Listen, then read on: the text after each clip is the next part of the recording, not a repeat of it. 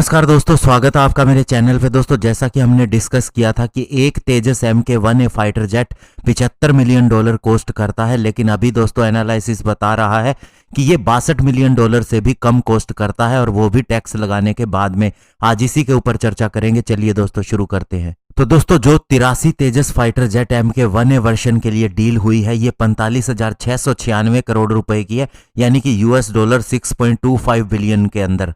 दोस्तों, ये बात 2015 की है, जब इंडियन एयरफोर्स LCA तेजस MK-1 से खुश नहीं थी और चाहती थी कि इसके अंदर अपग्रेड किया जाए, और उसे ये गारंटी भी दी गई। तो उसके बाद में LCA MK-1A का प्रावधान आया, जिसके अंदर दोस्तों काफ़ी ज़्यादा अपग्रेड किया गया है, चाहे वह AESA रडार हो, एवियोनिक्स का अपडेट हो, इलेक्ट्रॉनिक वारफेयर कैपेबिलिटी हो, या फिर दोस्तों इसके अंदर थोड़े बहुत माइनर स्ट्रक्चरल चेंजेस भी किए गए हैं। दोस्तों, नवंबर 2016 के अंदर डिफेंस एक्विजिशन काउंसिल ने तेजस MK-1A प्रोग्राम के लिए फॉर्मल सैंक्शन दिया गया, और ये 50,000 करोड़ रुपए में प्रोजेक्ट किया गया। हालांकि दोस्तों, किसी भी कॉन्ट्रैक्ट से पहले ये एक पहला स्टेप होता है। और जब 2019 के अंदर बहुत सी छूट मिलने के बाद तेजस MK-1 की फाइनल ऑपरेशनल कैपेबिलिटी पास हुई, तो उसके बाद में ये कंफर्म हो गया कि अब MK-1A की भी डील हो जाएगी। और मार्च 2020 के अंदर DAC ने एक रिवाइज्ड फिगर तेजस MK-1A के लिए 37,000 करोड़ रुपए अप्रूव किया, जो कि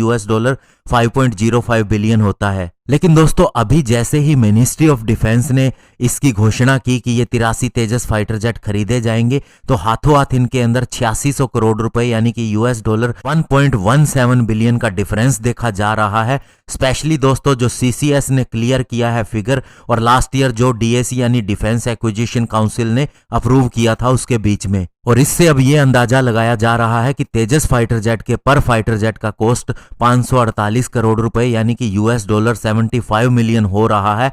और दोस्तों, एक चर्चा भी चल पड़ी है, इसको सुखोई 30 MKI के साथ में भी कंपैरिजन किया जाने लगा है रेट की वजह से। और दोस्तों, जब ट्रांसपेरेंसी की कमी हो जाती है इस तरह की डिफेंस स्पेंडिंग के अंदर, तो इससे इंस्टीट्यूशन का बहुत ज़्यादा लॉस होता है, स्पेशली उनकी क्रेडिबिलिटी का नुकसान होता है। और इसके अलावा जब हम डोमेस्टिक कस्टमर के अलावा इसे एक्सपोर्ट के लिए भेजना चाहें, तो तब भी दोस्तों इसका बहुत बड़ा नुकसान होता है। लेकिन दोस्तों, बहुत सी चीजें क्लियर करनी भी जरूरी होती है, इस कॉन्ट्रैक्ट के तहत वो करनी जरूरी है। इसके अंदर बहुत से कंपोनेंट का फिक्स्ड कॉस्ट होता है जो कि शामिल रहता है। इसके अलावा डेवलपमेंट एक्सपेंडिचर भी होता है, परफॉर्मेंस बेस्ड लॉजिस्टिक भी अरेंज किया जाता है।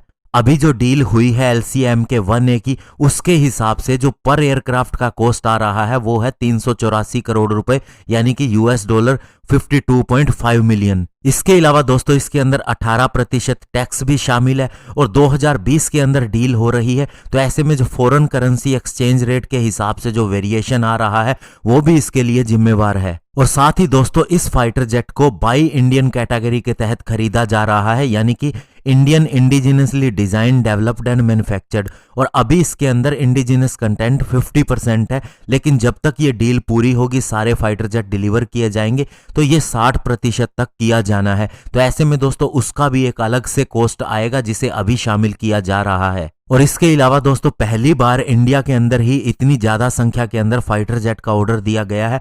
इवन दोस्तों, सुखोई 30 MKI हमने 272 फाइटर जेट खरीदे हैं, लेकिन ये भी कॉन्ट्रैक्ट किया गया था 30 से 40 एयरक्राफ्ट के छोटे छोटे बैचेस के अंदर एक समय के लिए। तो ऐसे में दोस्तों, ये कहना कि तेजस MK-1A हमें ज्यादा कॉस्ट कर रहा है, इसे नहीं खरीदना चाहिए, दोस्तों ऐसी बहुत सी बातें सामने आएंगी, लेकिन इसके ऊपर जाने का कोई फायदा नहीं है। एक्चुअल में इसका रीजन क्या है वो मैंने आपको बता दिया। राफेल के समय में भी बहुत सी कंट्रोवर्सी हुई थी कि दूसरे देश ने इसे इतने में खरीदा था। देखिए, जब कोई भी डील होती है तो सारी चीजों का आइडिया लगा के ही किया जाता है, और यही तेजस के साथ में भी हो रहा है। धन्यवाद। जय हिंद।